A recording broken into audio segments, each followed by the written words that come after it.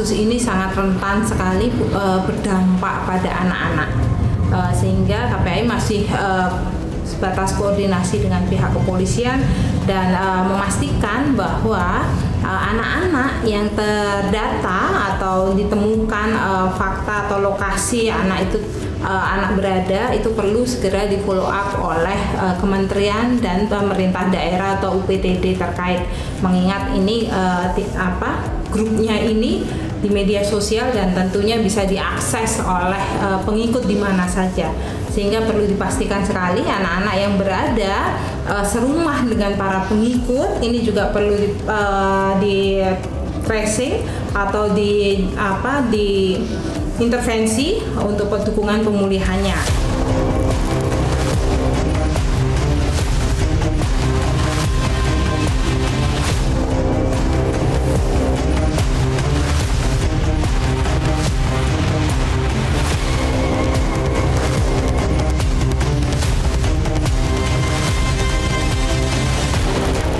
Saya minta Pak Kapolri bertindak sesegera mungkin untuk melakukan apa yang mesti dilakukan. Karena ini akan mencederai norma-norma agama, norma-norma pemimpin masa depan bangsa melakukan tindakan hal yang menjijikkan. Saya berharap Pak Kapolri bertindak tegas dan ini harus segera disikapi secara matang agar tidak membahayakan masa depan anak-anak kita. Ya, saya kira terhadap hal-hal yang berdampak, khususnya ini ancamannya terhadap masyarakat luas, Polri tentunya akan melakukan pendalaman, penyelidikan, dan tentunya akan tindak tegas. Dan itu bagian dari komitmen kita. Terima kasih.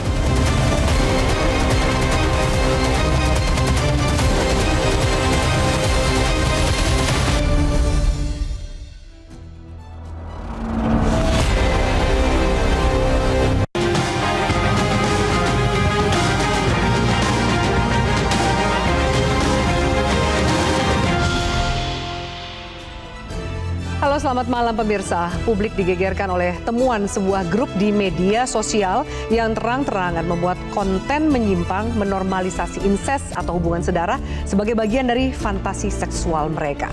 Grup bernama Fantasi Sedara tidak hanya melanggar norma dan moral, tetapi juga mengandung indikasi eksploitasi seksual terhadap anak yang bisa berdampak serius kepada psikologis maupun sosialnya.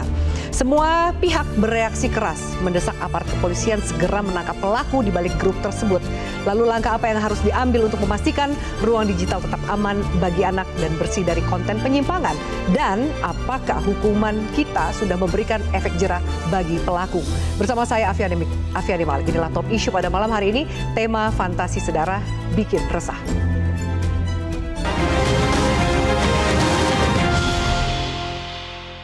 Dan pemirsa, sudah hadir narasumber di studio Metro TV. Di sebelah saya sudah hadir Guru Besar Kriminologi, Profesor Adrianus Meliala. Prof, selamat malam. Terima kasih sudah hadir, Prof. Terima kasih diundang. Terima kasih, Prof. Kemudian kami juga hadirkan Asisten Deputi Penyediaan Layanan Anak yang juga memerlukan perlindungan khusus Kementerian Pemberdayaan Perempuan dan Perlindungan Anak atau Kemen PPA, Ibu Ciput Puryanti. Ibu Ciput, selamat malam. Terima kasih sudah hadir. Dan kami hadirkan juga Pakar Keamanan Siber dan Forensik Digital, Pak Alphonse Tanujaya. Pak Alphonse, selamat malam. Malam. Terima kasih sudah hadir. Bergabung bersama kami dari sambungan Zoom Direktur Jenderal Pengawasan Ruang Digital Komdiji Irjen Pol Alexander Sabar. Pak Alexander Sabar, selamat malam. Terima kasih sudah bergabung bersama kami. Selamat malam, Mbak Afi. Iya. Kita akan tanya dulu dari proses hukum, karena banyak sekali pihak yang mendesak sejauh mana proses hukum yang berjalan. Mungkin Pak Alex, Anda bisa menjelaskan perkembangan dari penelusuran, termasuk juga proses hukum yang dilakukan dari berbagai pihak. Nih atensinya salah satunya adalah ke Komdiji. Seperti apa perkembangan terbarunya, Pak Alexander? Baik, Mbak Afi. Jadi sejak viralnya itu ya, kita sudah berkoordinasi langsung dengan pihak Meta dan tentunya juga dengan aparat penegak hukum untuk melakukan proses penegakan hukum terhadap temuan grup Facebook Fantasi Sedara ini. Nah, untuk langkah penindakan terhadap para pelaku ini tentunya Komdigi menyerahkan sepenuhnya kepada pihak yang berwenang, dalam hal ini aparat penegak hukum, dan ini tentunya sesuai dengan ketentuan perundang-undangan yang berlaku. Dari sisi Komdigi tentunya mensupport apa yang dilakukan oleh penegak hukum, memberikan data-data yang dibutuhkan oleh aparat penegak hukum tersebut.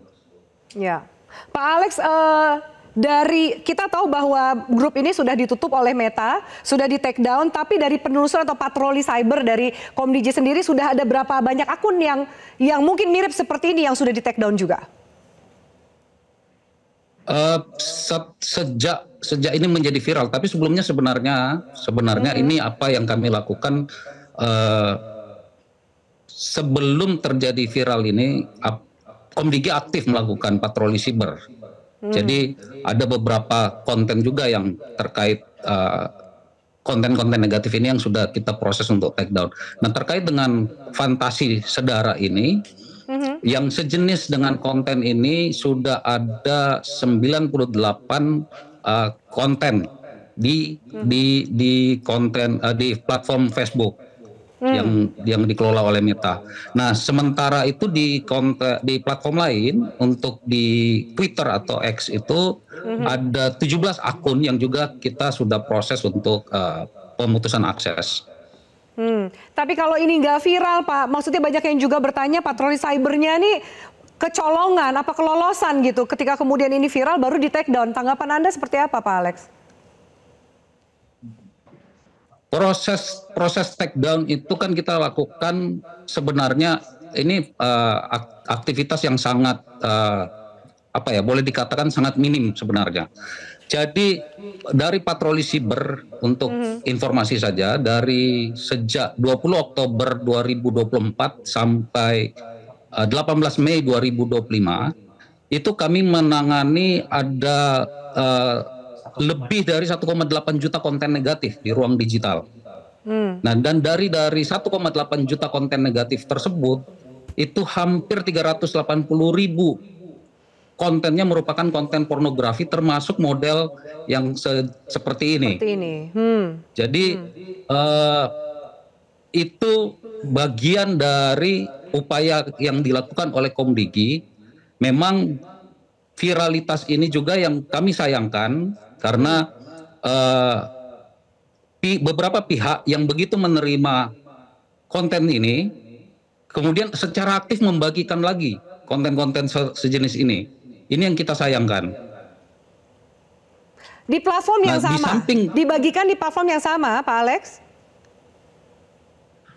Ada beberapa yang dibagikan di platform yang sama, tapi ada juga yang dibagikan dalam grup berbeda, menjadi bahan diskusi di grup berbeda. Ini kan juga yang kita sayangkan. Jangan kemudian secara mudah membagikan konten-konten sejenis seperti ini. Itu juga yang kita himbau kepada seluruh masyarakat, ketika menemukan konten-konten seperti ini, tolong menahan diri, tidak membagikan lagi, apakah itu hasil capture di layar perangkat mereka yang dibagikan di grup lain atau di kontak mereka, untuk tidak melakukan sharing hal-hal seperti ini. Ya, singkat Pak Alex, saya mau tanya soal grup dari Fantasi Sedara ini. Ini followernya anggotanya sudah 30.000 lebih. Jadi sebenarnya grup ini sudah berdiri sejak kapan dan siapa admin utamanya? Apakah sudah berhasil ditangkap oleh pihak kepolisian? Untuk proses tadi penelusuran langkah penelusuran hukumnya di sisi hukum tadi kami sudah sampaikan, kita serahkan sepenuhnya kepada aparat kepolisian. Dalam hal ini dari teman-teman di Direktorat Siber Polda Metro Jaya, dan sebagaimana yang kami dapatkan informasi akan ada rilis dari teman-teman penegak hukum untuk menyampaikan update dari apa yang sudah mereka lakukan. Pak, dari grup sendiri anggotanya sudah 30.000 lebih, itu sudah berapa lama berdiri akun itu, dan kebanyakan ini memang akun real yang bergabung atau ternyata akun anonim atau akun bodong gitu yang bergabung dalam grup ini, Pak? untuk melakukan profiling itu adalah bagian dari langkah penegakan hukum. Jadi Mbak Afi, itu langkah yang dilakukan oleh penegak hukum karena kebijakan di platform sendiri mereka tidak membagikan informasi itu ke semua pihak. Jadi terbatas kepada permintaan dari aparat penegak hukum. Nah, dalam konteks ini pihak platform hanya memberikan informasi-informasi tersebut kepada kepolisian yang sedang melakukan proses penyelidikan terhadap kasus ini. Baik, berarti kita nantikan progres terbarunya yang akan disampaikan oleh pihak kepolisian. Saya mau ke Prof. Adrianus sebelum kita mengembangkan diskusi ini. Prof, ini semua terkejut, tapi followernya sudah 30.000. Bahkan tadi Pak Alexander mengatakan banyak grup yang hampir serupa seperti ini. Apa yang terjadi sih? Kenapa? Apakah segitu bobroknya moral dari warga Indonesia?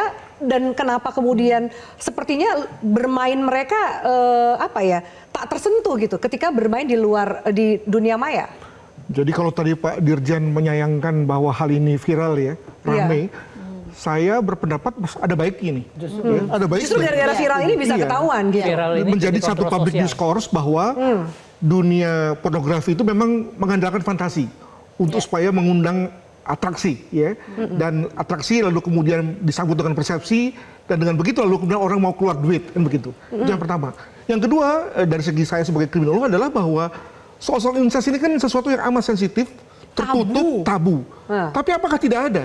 Nah, dengan adanya public discourse seperti ini kan lalu menjadi satu kesempatan bagi kita untuk bicara dan menjadi satu amunisi bagi teman-teman di Kementerian PPPA untuk kemudian berbuat sesuatu. Jadi saya pikir ada bagusnya lah untuk kemudian hal ini menjadi satu dialog. Diskusi publik ya, semua jadi aware gitu. Kalau kemudian tidak bisa dijawab lebih jauh gitu oleh tadi Pak Alexander, tapi kalau kita membaca kenapa ternyata hal yang tabu seperti ini banyak ada marketnya. Bahkan maaf ya, incest ini bukan cuma hubungan saudara. Kalau kita lihat beberapa gambar yang mungkin sudah tersebar juga di media dan media sosial, itu bahkan maaf mungkin seperti anak dengan mertuanya, menantu dan lain-lain gitu. Apakah hanya fantasi semata yang mereka bagikan di media sosial atau jangan-jangan ada perilaku nyata yang mesti diwaspadai? Jadi ini kan amat psikologi nih, ya, ada satu larangan bagi kita semua atau bagi beberapa individu untuk berbuat, bahkan berpikir pun tidak berani gitu ya. Tapi kemudian mendapatkan outlet, mendapatkan penyaluran dari melihat objek-objek tersebut ya. Makanya kemudian lalu fantasi yang dikembangkan tuh luar biasa tuh ya. Sampai ke soal bahwa hal-hal yang pornografi sekalipun itu menjadi jualan. Tadi yang disebutkan melalui misalnya tadi orang tua dengan anak, anak dengan anak begitu ya. Jadi individu tidak berani melakukannya, berpikir pun tidak, tapi dengan melihat itu saja seakan-akan sudah accomplish, selesai. Nah, lama-lama ketika hal itu menjadi konsumsi, maka lalu dia menjadi makin dekat, menjadi makin normal dalam bahasa kita sehari-hari. Jadi mereka menormalisasikan fantasi ini. Dan, nah ini lalu kemudian menjadi urusan kami nih, bahwa ketika menjadi normal, maka lalu jangan-jangan, kemudian dia mulai berpikir bahwa kalau begitu boleh dong saya melakukan hal yang sama pada anak saya, pada pada orang tua dan seterusnya. Dia tidak lagi melihat itu sebagai satu hal yang fantasi, tapi jangan-jangan sudah menjadi fantasi turns to be reality. Ini yang bahaya. Begitu. Sudah sampai ke sana belum? Nggak tahu ya. Kita perlu tanya kepada, atau kita perlu wawancara mendalam kepada para pelakunya kalau memang ada. Apakah dia memang melakukan kegiatan seperti itu. Tapi begini, kalau kita bicara mengenai incest, maka sebetulnya hal-hal di balik itu amat real loh. Ya, si A karena istrinya pergi menjadi TKW di luar negeri, dan dia butuh penyaluran dan tidak punya uang, tidak berani juga untuk pergi ke, mohon maaf, ke tempat prostitusi, maka kemudian dilarikan ke orang terdekatnya. Ya, jadi dengan kata lain amat real. Yang kedua adalah kita juga bicara mengenai keluarga-keluarga yang punya rumah begitu sempitnya ya, 2-3 kali meter gitu ya. Lalu anaknya sudah mulai tumbuh akil balik, sudah mulai molek, dan nah dia sudah mulai desire ya, nggak tahan dia. Jadi yang terjadi lebih ke situ ketimbang fantasi. Jadi memang konteks fantasi ini memang kelas menengah ini ya, yang sudah bisa mengkonsumsi internet, yang sudah bisa mengkonsumsi bahasa Inggris gitu ya, barulah kemudian dia mulai menikmatinya. Tapi jangan-jangan di kelas tertentu hal seperti itu rentan terjadi gitu. Tentu sekali. Ya. Mbak Ciput, lalu bagaimana yang harusnya rumah, orang tua, anggota keluarga terdekat ini harusnya jadi pelindung si anak? Kita bicara soal anak nih, karena juga menjadi pembahasan dalam grup fantasi sedara ini. Tapi kok berkebalikan, malah jadi predator seksualnya mereka, jadi orang yang justru malah merusak masa depan mereka dengan kegiatan seperti ini? Ya, ya sedihnya secara statistik banyak sekali Mbak Afi. Jadi dari data pelaporan kami, kasus-kasus kekerasan yang dialami oleh anak, pelakunya paling banyak, lebih dari 50% itu adalah orang terdekat anak. Ya, baik itu orang tua, wali, bahkan pendidik, kakak, saudara-saudara dekat, atau keluarga dekat lain. Nah, ini yang kemudian pasti banyak unsur yang mempengaruhi, dan saya sepakat dengan Prof. Adrianus bahwa di balik kita selalu ada blessing in disguise ya. Dari setiap persoalan selalu ada hal-hal yang bisa kita ambil. Jadi yang pertama dari kasus ini kami melihat dari perspektif layanan kepada anak, menciptakan lingkungan yang aman bagi anak, di mana itu dimulai dari rumah, orang tua kandung loh ini yang justru membahayakan anak-anak kita. Maka dengan adanya puluhan ribu anggota di grup ini, tracing itu menjadi yang utama. Jadi kami sangat berharap kepada teman-teman di kepolisian bisa segera bekerja sama dengan kami sesuai perintah Undang-Undang TPKS kan. Kalau sudah terjadi pelecehan seksual, kekerasan seksual terhadap anak, itu wajib untuk menghubungi UPT-DPPA dan LPSK dalam waktu 24 jam begitu ditemukan. Dan itu wajib karena memang penting untuk mereka yang pasti mendapatkan jaminan aman dulu, terutama dukungan psikososial, karena prosesnya pasti akan memberatkan bagi para korban. Nah, lebih dari itu, kami juga concern dengan keluarga-keluarga yang mungkin ini baru sebatas fantasi ya, Prof ya, belum terjadi. Tapi mereka sudah mikir kalau ada kesempatan bisa kejadian ini, bisa saya lakukan. Nah, itu yang harus kita juga pastikan anak-anak ini dan istri-istri mereka, atau mungkin juga anak laki-laki ya, nggak hanya anak perempuan yang berbahaya dalam kondisi menjadi ini. Potensi korban. Iya, harus dipastikan mereka nanti dapat sistem yang baik. Dan itu termasuk kan ada. Kalau nanti ternyata orang tua ini dianggap nggak mampu untuk mengasuh karena membahayakan, itu negara bisa mengalihkan hak asuhnya kepada ya entah pasangan, salah satu orang tua atau keluarga dekat. Nah, ini yang kami sangat harapkan bisa pastikan prosesnya itu bisa berjalan, dan Kementerian PPPA nggak bisa bekerja sendiri karena kewenangan-kewenangan itu ada misalnya stakeholder yang lain. Betul, Kemensos untuk pengasuhannya. Tetapi kami sebagai istilahnya tuh kalau dalam pengelolaan kasus-kasus terhadap anak itu kami manajer kasusnya. Ya, dan itu kami ada lini-lini sampai di daerah itu ada UPT DPPA yang tentu nanti kami akan gandeng. Bisa bergerak untuk melindungi anak-anak. Iya, di ranah digital ini daerahnya bisa di mana aja luas. Jadi kami pengen segera ini kalau ditemukan, dan tadi pagi dalam sebuah rakor bersama Meta, KPAI dan beberapa stakeholder termasuk Kemkes dan juga Komdiji, Pak Dirjen juga hadir tadi ya Pak Dirjen, dari Meta menyampaikan bahwa mereka akan memberikan data yang ada di mereka. Tapi hanya kepada APH. Nah, inilah yang kemudian kami sebagai tim untuk perlindungan anak ini harus solid bersama-sama, gitu Mbak Afi. Ini sudah ada momentumnya, tidak ada lagi alasan untuk tidak melindungi dan tidak ada lagi alasan untuk tidak solid ya Bu Ciput ya. Momentum juga untuk ngetes nih PP Tunas, Pak Dirjen, nanti ada bottleneck-nya enggak gitu ya? Betul. Baik. Pak Alfon, saya harus jeda, nanti saya tanyakan ketika Mbak Ciput mengatakan tracing ini penting, tapi ini kan banyak sekali akun anonim, apakah bisa terkejar semuanya dan apa konsekuensinya bagi para anggotanya? Biasanya yang dikejar cuma admin, tapi bagaimana dengan anggotanya? Apakah mematikan handphone, membuang alat gadget itu juga bisa menghilangkan jejak mereka? Usai jeda pemirsa, tetaplah bersama kami.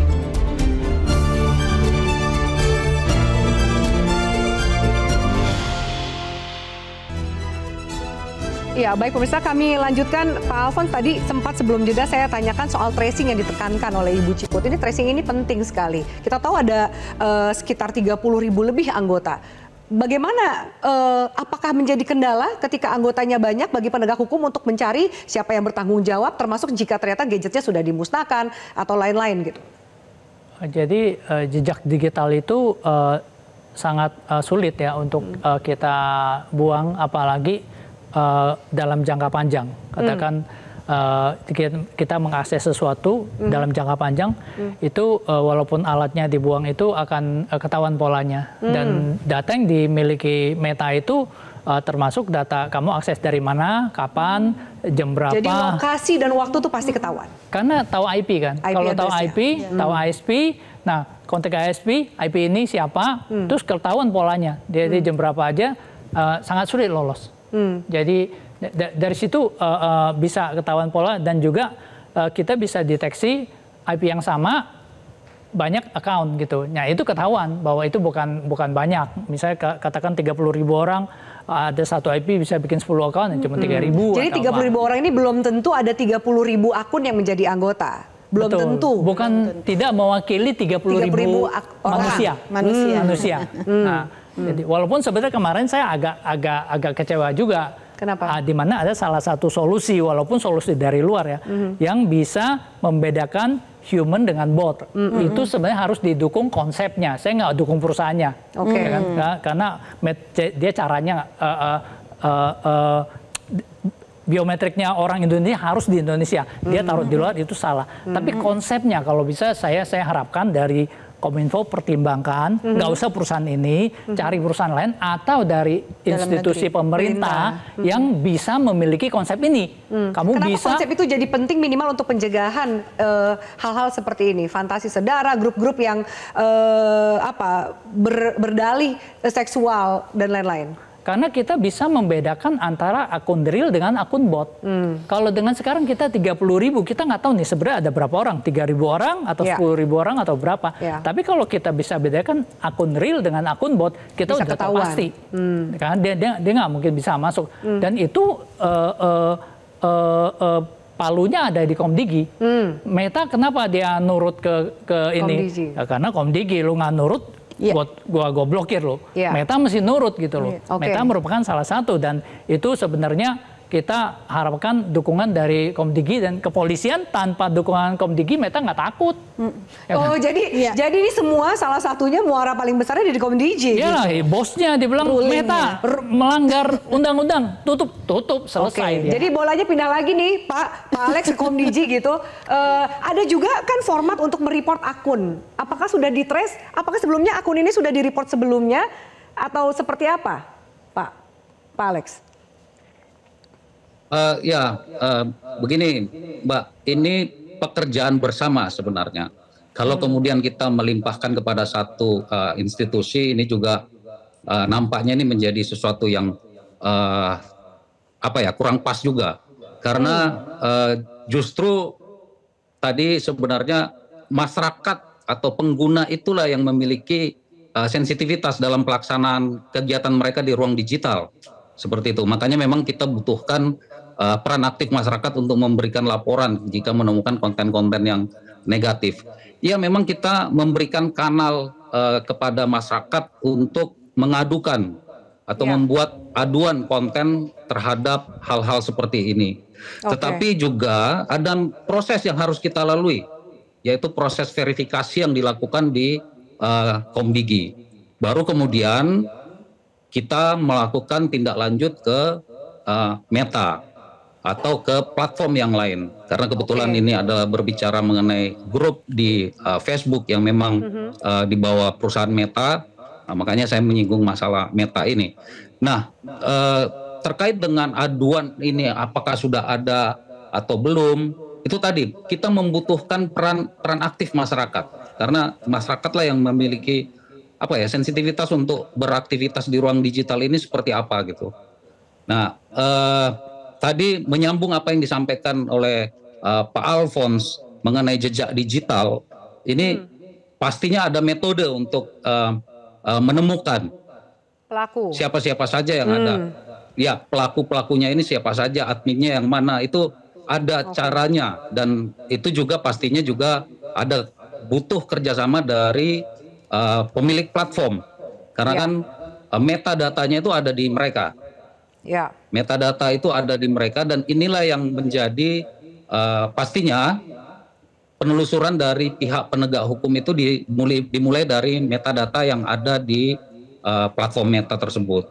Oke, berarti ini satu proses hukum ya kan bergerak, tapi bagaimana dengan masyarakatnya sendiri? Menurut kalau tadi ya kan perlu juga peran masyarakat kalau Pak Alex katakan bahwa untuk mereport dan segala macam. Apakah dengan memblokir ini cukup? Dan menurut Bang Adrianus, jangan-jangan ini tip of the iceberg gitu, Bang Adrianus? Iya, dan juga kita harus jangan kemana-mana ya, jangan spill over gitu ya. Tadi dikatakan oleh Pak Dirjen soal kepekaan.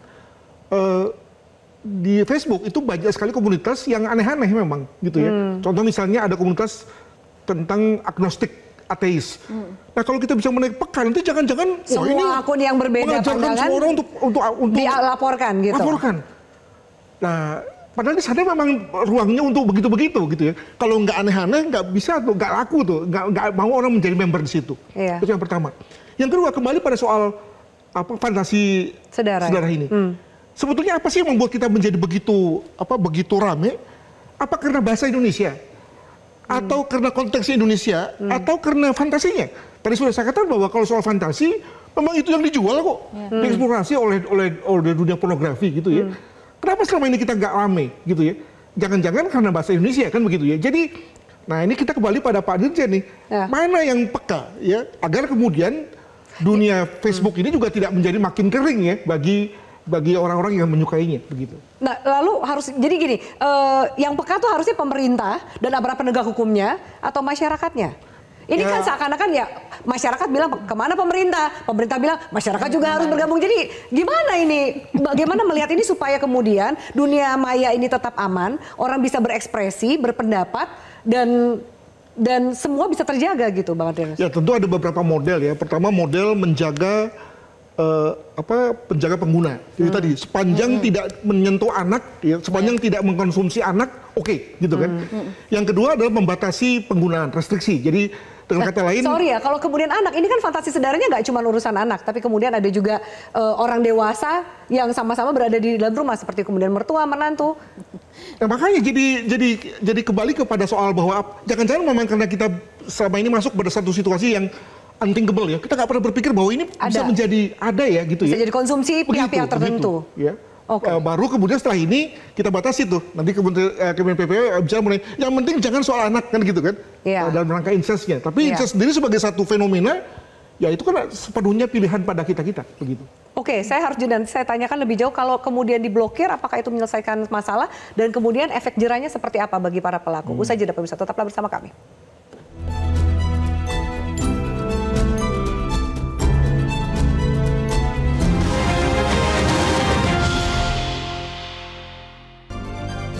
Baik pemirsa, kami lanjutkan. Mbak Ciput, apakah kemudian dengan men-take down, memblokir itu menyelesaikan masalah? Sejauh mana hukuman yang memiliki efek jera menurut Mbak Ciput sendiri benar-benar diterapkan untuk para pelaku kejahatan seksual kepada anak?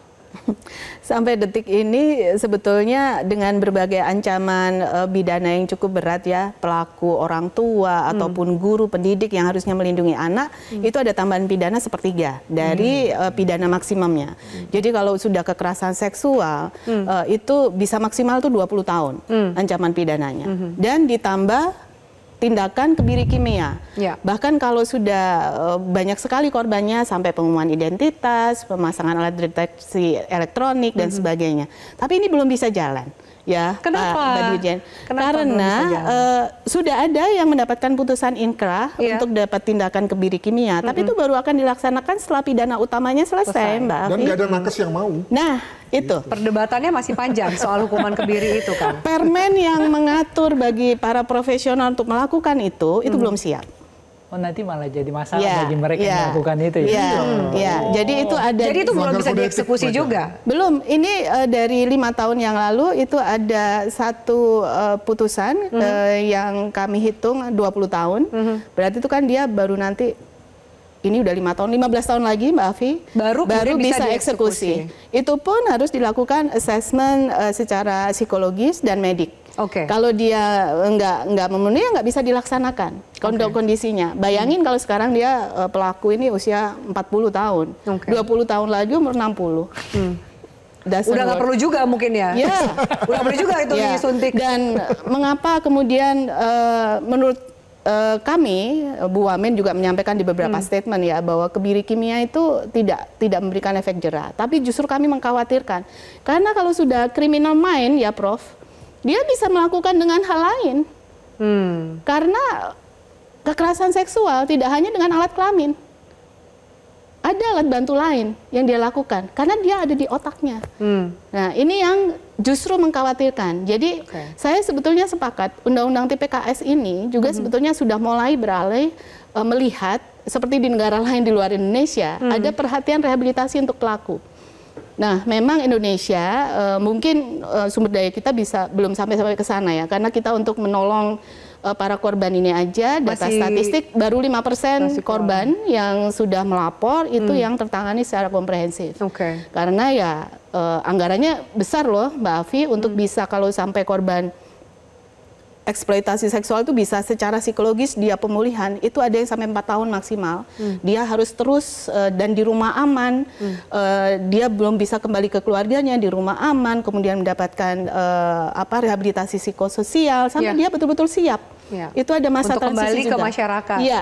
Dan itu biayanya sangat besar. Jadi saya pikir bersama Pak Dirjen yang punya mandat untuk menggaungkan literasi digital secara nasional dan didukung kami dengan segala modalitas yang kami punya di tingkat desa, itu bisa bekerja sama untuk meningkatkan literasi digital ini. Dan PP Tunas itu amanatnya dikembalikan ke orang tua ya Pak Dirjen untuk pengawasan.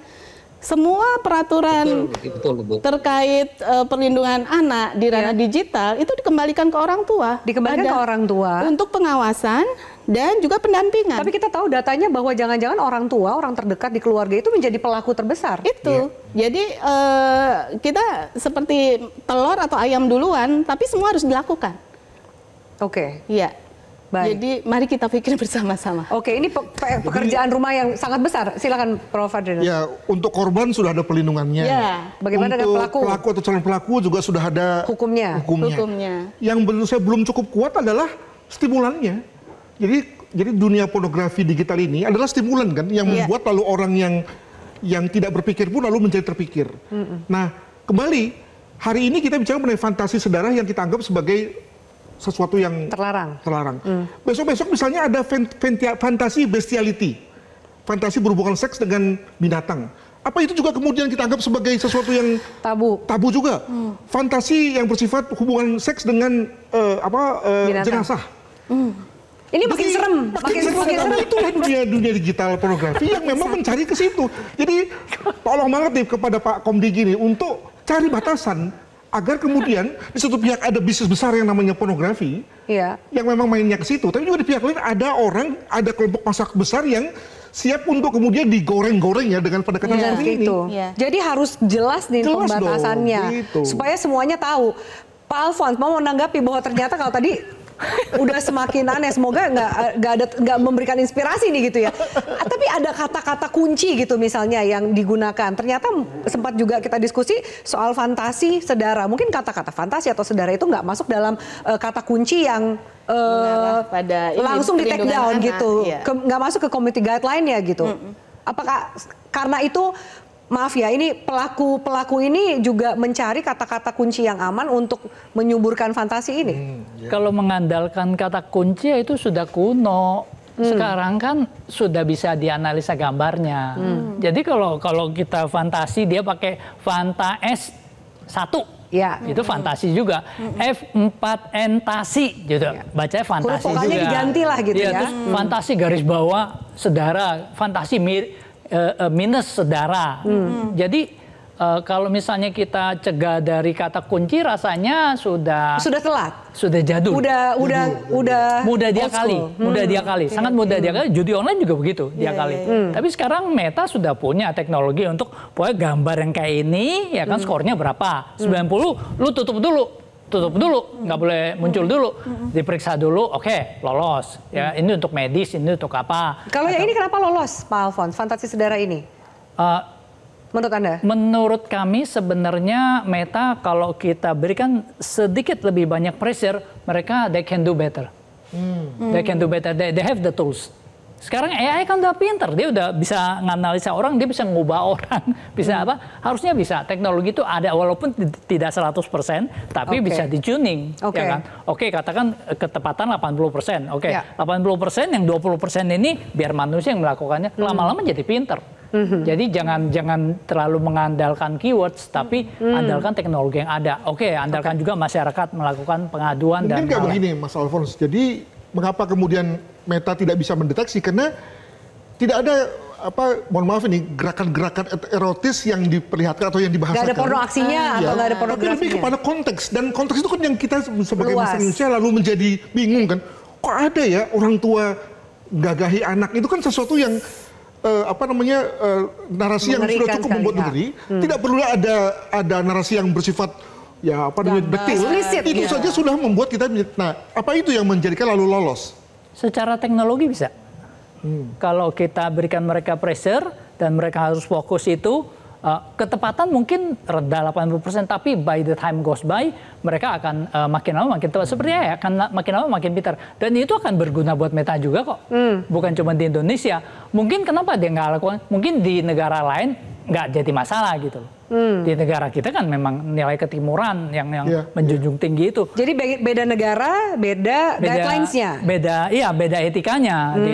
Di Jepang, di Amerika mungkin pornografi soft porn masih oke. Oke, ya silakan Pak Alex. Ya, begini. Tadi saya sudah sampaikan bahwa setiap platform itu memiliki guideline-nya sendiri yang berbeda-beda, gitu. Dan itu tidak berlaku atau diberlakukan khusus kepada satu negara saja, tetapi dia berlaku global. Nah, kalau terkait dengan pornografi ini kan sudut pandangnya berbeda-beda. Tiap negara memiliki pandangan yang berbeda mengenai pornografi, yang mana yang dilarang, yang mana yang dibolehkan, seperti itu kan. Jadi itu mungkin yang juga menjadi permasalahan bersama yang perlu kita cari jalan keluarnya. Karena posisi negara saat ini juga tidak memberlakukan apa yang kita sebut sebagai censorship kan. Posisi negara hanya adalah mengatur tata kelola, membuat aturan tata kelola dari para penyelenggara sistem elektronik. Gimana? Iya, baik Pak Alex, saya harus jeda, nanti kita bahas ternyata bukan cuma di Facebook, tapi banyak juga di aplikasi yang dengan mudah para pengguna bisa menemukan konten pornografi di situ. Dan masih banyak sepertinya terakses oleh pengguna mereka. Kami lanjutkan pemirsa sesaat lagi.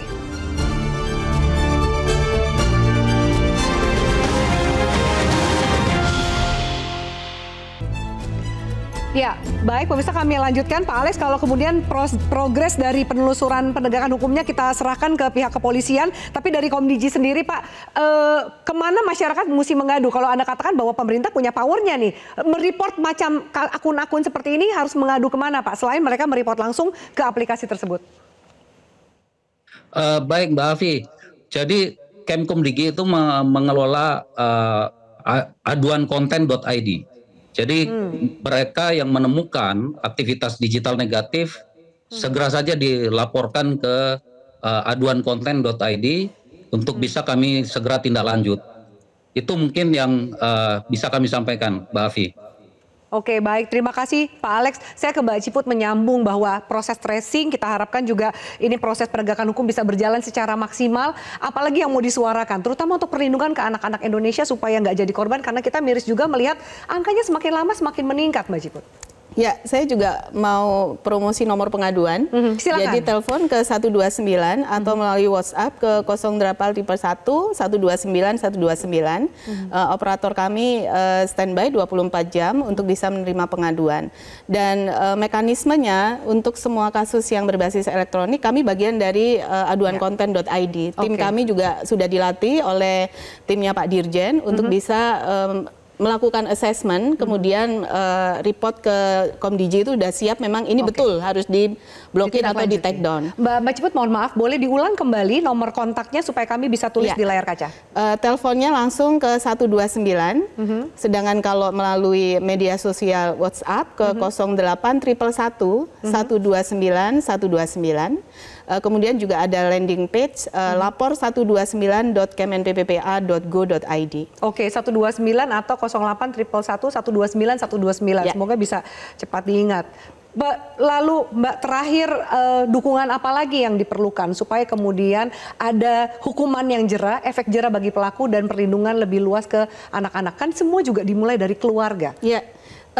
Sebetulnya ini yang pencegahan di ranah hulu ya. Jadi kita itu punya PR yang sangat berat, itu mempersiapkan calon pengantin betul-betul mereka siap untuk bahwa tugas orang tua itu mengasuh anak dan pengasuhan yang optimal itu dilindungi oleh negara. Mereka harus belajar itu. Dan ini terhubung lagi dengan angka perkawinan usia di bawah 19 tahun, apalagi di bawah 18 tahun yang masih usia anak, itu masih 5,9% di Indonesia secara nasional. Artinya kita ada pasangan-pasangan ini yang sebetulnya tidak siap untuk menjadi orang tua. Dan ini yang mengkhawatirkan adalah Gen Z yang jadi orang tua. Karena Gen Z ini usianya udah banyak juga yang sudah menikah, mereka sudah digital native, hidup dengan gawe-gawenya, dan model pengasuhan mereka seperti apa digital parenting. Itu tugas kami kembali semua bersama Pak Dirjen juga. Oke, baik. Pak Alphonse, bagaimana nih orang tua atau anggota keluarga memantau masing-masing supaya memang tidak ada diskusi seperti ini yang mencederai nilai-nilai keluarga mereka, termasuk misalnya ada orang tua atau pasangan yang ternyata bergabung pada grup-grup yang macam ini? Ya harusnya ini dilakukan komunikasi yang baik ya. Jadi memang itu salah satu kunci. Dan saya sebenarnya agak lega. Saya mendengar dari Komdigi, lalu ada perlindungan anak nomor 129, 0811, 129 2 kali. Itu saya sangat lega gitu loh. Dan saya ingin mengencourage ke Komdigi bahwa platform itu mereka walaupun kepentingannya untuk seluruh negara standarnya, tetapi mereka memiliki kemampuan untuk melakukan filtering. Contohnya misalnya, gue mau pokoknya kalau Indonesia nggak ada pornografi, bisa mereka. Jadi kembali lagi ke pemerintah dan peraturan yang mereka terapkan untuk aplikasi tersebut beroperasi. Jadi mereka lihat semua IP yang terdaftar IP Indonesia, nggak boleh lihat konten ini. Di X bisa, di Meta bisa. Walaupun nggak 100%, tetapi mayoritas akan bisa. Karena pakai VPN atau itu kan bisa. Tapi mayoritas bisa. Jadi saya encourage untuk lakukan itu dan saya sangat apresiasi dengan adanya KPA ini karena kita harus sangat melindungi anak ya. Ini masa depan kita. Betul sekali. Terakhir dari Prof. Ya, lesson learn yang kita bisa ambil adalah bahwa selama ini kita tidak pernah ngomong soal incest di masyarakat. Sekarang ramai. Bisa ramai. Ya. Jangan lupa bahwa ketika itu terjadi jangan hanya didekati dengan masalah hukum. Karena apapun yang contoh misalnya kalau bapaknya diproses kan yang keluarganya siapa? Iya, keluarganya juga yang kemudian jatuh ya. Artinya mesti ada simultan di antara pendekatan ekonomi, sosial, agama, hukum juga gitu ya untuk memenuhi masalah ini. Begitu. Oke, baik. Terima kasih banyak Prof. Adrianus, Mbak Ciput, Pak Alphonse dan juga Pak Alex. Terima kasih banyak bergabung dalam diskusi kita pada malam hari ini. Semoga bisa bermanfaat bagi pemirsa kami.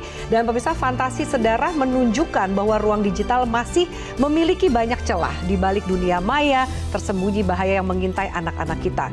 Norma hancur perlahan dan mereka jelas butuh perlindungan. Masyarakat dan aparat jangan lengah dalam pengawasan. Kita jaga bersama demi keselamatan generasi muda.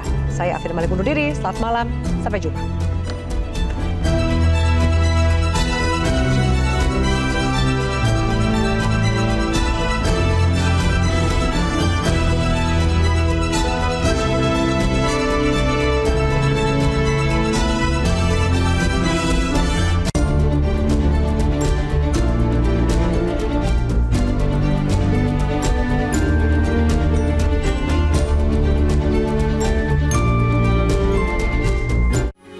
Metro TV. Jelajahi cara baru mendapatkan informasi. Download Metro TV Extend sekarang.